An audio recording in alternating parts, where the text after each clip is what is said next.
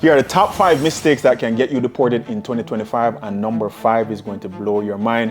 I am your immigration attorney, Sékou Clarke, and it blows my mind to see some of these mistakes that people make. Over the decade that I've been practicing and over the 30 years of experience that my firm has, we've seen some of the craziest mistakes that people make for getting deported, but I am going to tell you how to not make those mistakes.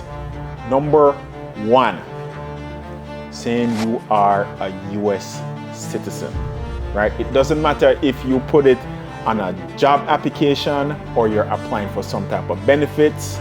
You cannot say that you are a US citizen when you are not. Even if it is a mistake on a form, you will end up in removal proceedings, and it is extremely difficult to get you out of it. Number 2, not showing up for your removal proceedings hearing.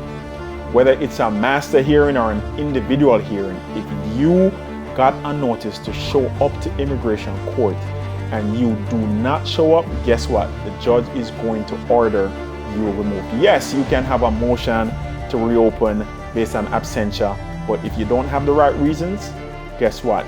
You are going to get deported.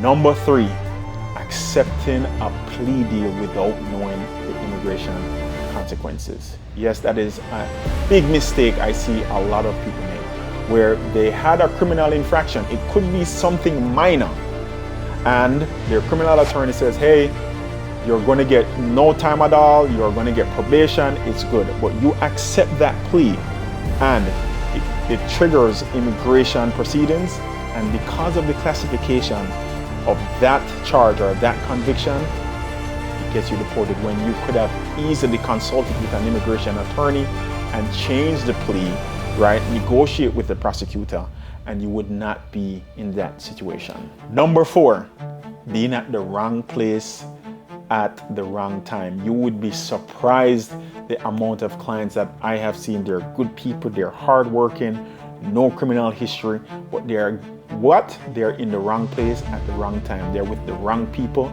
that were doing the wrong thing, and guess what? ICE came for that person, and because they are there and now your documentation isn't approved, or you don't have any type of documentation, no relief from deportation, now you are in ICE custody and you are getting deported. And last but not least, number 5 mistake, it's falling in love with the wrong person. I've seen it happen over and over again. One of the most common mistakes that I see is whether male or female falling in love with the wrong person, and guess what? That person is toxic, calls ICE on them, or they make a false claim of domestic battery, and now you are in ICE custody and you can't get out of ICE custody, and you now find yourself being deported, or that person influences you to do something criminal that then triggers criminal proceedings, and guess what? You're in ICE custody and you get deported. As simple as it seems, that accounts for more than 40% of deportations in our cases. It comes from a toxic spouse. How do you prevent all of this? Make sure you do not ignore the red flags. Make sure you prepare all your immigration documentation.